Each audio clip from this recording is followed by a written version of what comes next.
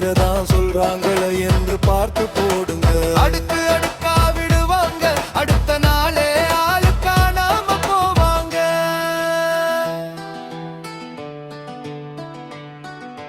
ஜனநாயக கடமை அதை சரியா செஞ்சா நாட்டுக்கே பெருமை. ரொட்டு போட்ட பின்னே கையில வைப்பாங்க கருமை. அம்மா தாயே ஏழைகளின் சின்னம், நெசவாளர்களின் சின்னம், விவசாயிகளின் சின்னம், உழைப்பவர்களின் சின்னம். உங்க சின்னம் எங்க சின்னம், நம்ம சின்னம் சொல்லி வருவாங்க.